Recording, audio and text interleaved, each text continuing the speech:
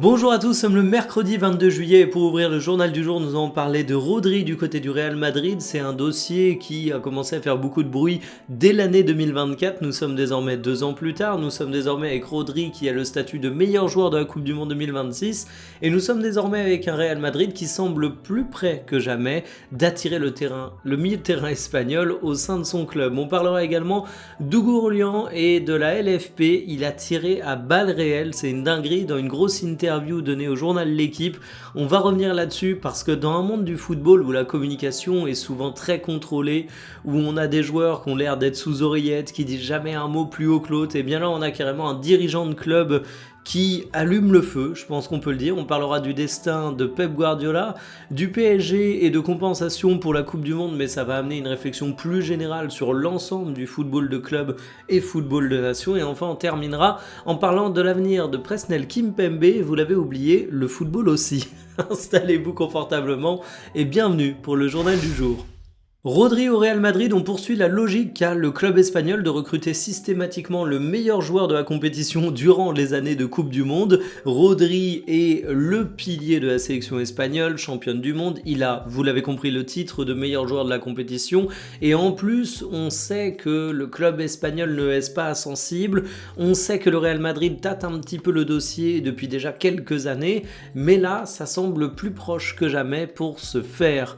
Alors oui, la volonté du Real Madrid est bel et bien réelle, plus forte que jamais. Oui, le joueur pourrait être tenté et surtout au milieu de terrain du côté du Real Madrid, il faut bien avouer que ça manque d'un patron. Camavinga a jamais confirmé à la hauteur des attentes. Tchouaméni, on n'est pas si loin d'un profil à Rodri, mais on est quand même d'un point de vue qualitatif dans un autre monde. Et puis sinon, tu as été chercher Silva, tu as du Valverde, mais c'est clairement pas la même catégorie de milieu de terrain. Donc si tu as un patron, Rodri, ça peut être une bonne option. L'accord avec le joueur, il va pas être difficile à trouver. Le joueur aime bien le club. Il a 30 ans, il est espagnol, revenir au pays, ça pourrait lui faire du bien. Non, la véritable question à se poser, c'est l'accord avec Manchester City qui renforcerait un concurrent direct dans la course à l'Europe.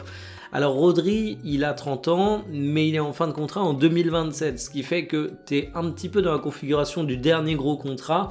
Le gros contrat que lui propose Manchester City semble alléchant financièrement, mais pour le moment, le joueur n'a pas donné suite. Ça donne peut-être une opportunité au Real Madrid, mais ça nous montre aussi que City a envie de le garder, vu qu'il lui propose une prolongation, donc peut-être qu'ils vont être relativement gourmands sur le montant de transfert.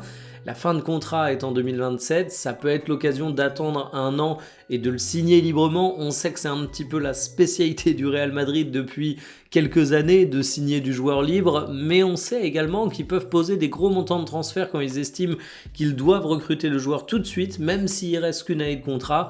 Il y a par exemple le précédent Eden Hazard qui est peut-être pas le plus heureux pour le Real Madrid, mais qui avait montré que oui, même un an de contrat, ça peut s'acheter cher pour le Real Madrid quand ils estiment que les étoiles sont alignées. Il y a la volonté de José Mourinho qui sera déterminante.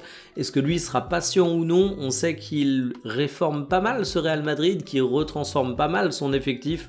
En tout cas pour moi, ce serait un transfert hyper pertinent. Il désigne complètement la LFP et là où c'est intéressant, c'est que c'est pas un tweetos lambda, mais c'est Hugo Orlian, le président du RC Lens. Autant vous dire que c'est quelqu'un dont la voix porte pour le football français. Alors petit florilège de ces déclarations que je vais vous lire. Il faut savoir qu'il a aidé l'Assemblée nationale pour un projet de loi visant à changer la gouvernance du football français. Et quand il revient là-dessus, il parle de la réaction de la Ligue en disant que la Ligue s'est, je cite, complètement figée, raidie dans un déni de réalité. Si vous trouvez ça un petit peu raide, il rappelle que la réaction de la Ligue est d'autant plus surprenante que le bilan, c'est moins 70% sur les revenus, plus 100% sur les coûts. Avec un tel bilan, on ne la ramène pas. Et puis là où c'est encore plus savoureux, c'est que forcément, quand tu as un président influent qui critique autant le football français, tu lui demandes s'il n'a pas envie d'avoir plus de responsabilités, notamment en prenant part au conseil d'administration. Et là, nouvelle citation: quand vous voyez que notre match contre le PSG a été déplacé à l'unanimité du conseil d'administration alors que ce report allait contre l'intérêt du championnat et donc celui de la LFP, je n'ai rien à faire avec une ligue qui se tire une balle dans le pied. C'est absolument exceptionnel. Et il s'arrête pas là, parce qu'il va par exemple parler du piratage. Il évoque la situation espagnole où ils ont été recruter les meilleurs experts en contre-piratage, c'est directement la Ligue espagnole qui a pris cette initiative, et il dit qu'en France, en fait, à part chialer sur le fait que l'État n'est pas assez présent pour aider, on fait pas grand-chose. Sur Nasser, il met en avant que la Ligue aurait dû agir il y a bien longtemps pour sa double casquette président du PSG et évidemment homme extrêmement influent du côté de beIN Sport. Il dit que c'est des questions de déontologie. Donc on peut dire qu'il est vraiment en roue libre, mais à mon sens, il dit des termes qui doivent être dits, il pose sur la table de véritables sujets.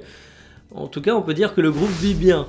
Oublie que t'as aucune chance, fonce. C'est un petit peu ce que j'ai envie de dire aux Italiens concernant leur convoitise de recruter Pep Guardiola pour qu'il devienne le nouveau sélectionneur du pays. Et le pire, c'est que d'après les échos de la presse, c'est pas quelque chose qui est complètement mort, loin de là, et le rêve pourrait peut-être se concrétiser. Alors Guardiola a rencontré récemment la nouvelle direction de la fédération. Le but initial de Pep Guardiola, c'était une année sabbatique, mais ici, on nous vend le fait que Maldini et Leonardo pourraient peut-être faire changer d'avis le technicien espagnol catalan. Alors ça m'étonnerait énormément que Guardiola se mette dans ce bourbier. On va nous parler de Zidane qui va du côté de l'équipe de France, de Jürgen Klopp qui va du côté de l'Allemagne, mais déjà que Klopp, je le respecte énormément, mais je me dis bonne chance avec l'Allemagne parce qu'il y a quand même beaucoup de boulot. Mais alors que dire de Guardiola s'il va du côté de l'Italie ? C'est un entraîneur qui a tout gagné, c'est un entraîneur qui peut prétendre à absolument tout ce qu'il veut.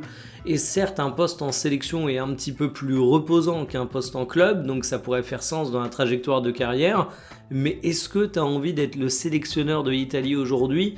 En tout cas, il faudra lui reconnaître une chose, si Guardiola accepte ça, c'est qu'il ne se planquera pas, c'est qu'il aura envie de défis, et c'est qu'il choisira pas la facilité. Ça a été un entraîneur qu'on a parfois critiqué sur le fait qu'il choisissait que des top clubs. En même temps, j'ai envie de dire, avec une première expérience à Barcelone aussi réussie, il allait pas s'enterrer dans un club de seconde zone par la suite. Mais alors là, il ferait vraiment taire les critiques sur ce sujet.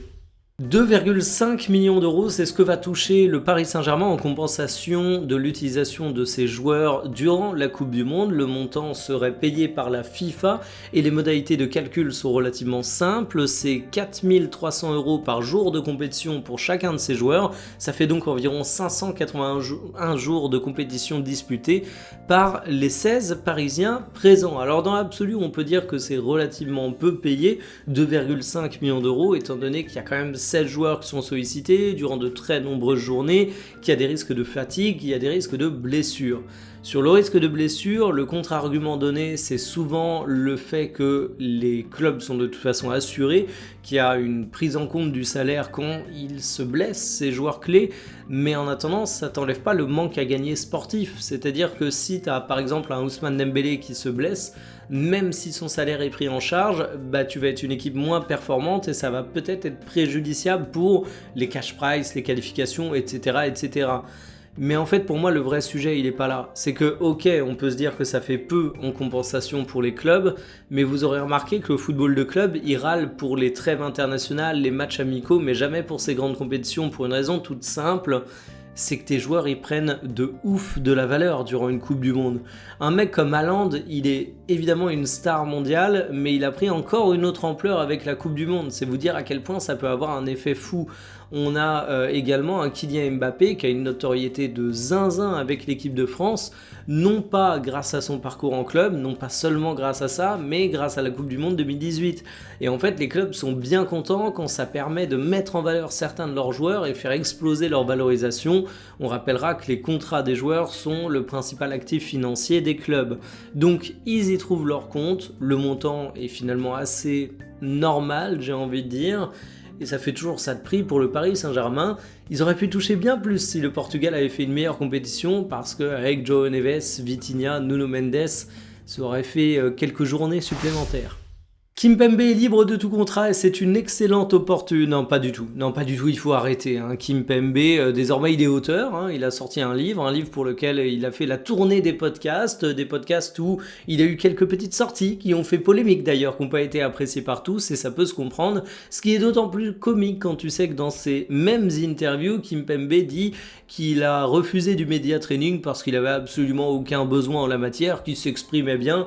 Bon, bah apparemment il aurait bien fait d'accepter l'aide qu'on lui proposait. Après tout, se former, ça peut toujours être utile dans la vie, même quand t'estimes être extrêmement compétent. Alors oui, Kimpembe, pour en revenir à sa situation contractuelle, c'est terminé avec son club au Qatar. Il aura disputé 11 matchs, ce qui n'est pas absolument incroyable, mais il a surtout été s'enterrer dans un championnat où le niveau de compétitivité est mineur, parce que Kimpembe, on le rappelle, c'est 2 ans d'absence quasiment continue à cause de problèmes au tendon d'Achille, et même si c'était un excellent joueur à l'époque, moi j'y croyais très fort pour le PSG et l'équipe de France, ben ça te change évidemment une trajectoire de carrière. Il n'est pas très vieux, Kimpembe, il a seulement 30 ans, ce qui pour un défenseur central te laisse prévoir encore de belles années de carrière, mais ici il ne faut pas le voir comme un joueur de 30 ans, il faut le voir comme un joueur qui sort d'énormes problèmes au tendon d'Achille. Donc je suis pressé de voir de quoi va être fait la suite de sa carrière, est-ce qu'il va continuer à signer dans des clubs mineurs, dans des championnats mineurs, parce qu'aujourd'hui il ne peut pas aspirer à un top club comme à l'époque où il était au Paris Saint-Germain, est-ce qu'il va prendre une retraite sportive anticipée? Affaire à suivre, je lui souhaite le meilleur en tout cas, j'espère qu'il va rebondir et trouver quelque chose qui lui convient, mais sur les terrains c'est compliqué. Terminé pour le journal du jour, je n'ai pas tranché concernant la vidéo de cet après-midi, on sera probablement sur quelque chose d'un petit peu plus léger que la grosse tier list que je vous ai fait hier en mode bilan de la Coupe du Monde. Soit je vous partagerai quelques réflexions autour du mondial, j'en ai encore un peu plus de l'ordre macro et en prenant de hauteur, soit j'aurai un petit mot sur Zidane, j'ai envie d'en parler avant que tout ça devienne très concret, soit je vous parlerai de Rodri, parce que évidemment là j'ai surtout parlé des news, des éléments contractuels, mais j'ai quand même envie de rentrer dans le dur du sujet, mais je suis pas sûr que le timing soit très pertinent, donc voilà, je vous présente un petit peu tout ça, je verrai sur quoi je m'orienterai, ça se trouve ce sera encore un autre sujet, je vous donne en tout cas rendez-vous aux alentours de 17 h, qui fait bien votre journée, salut.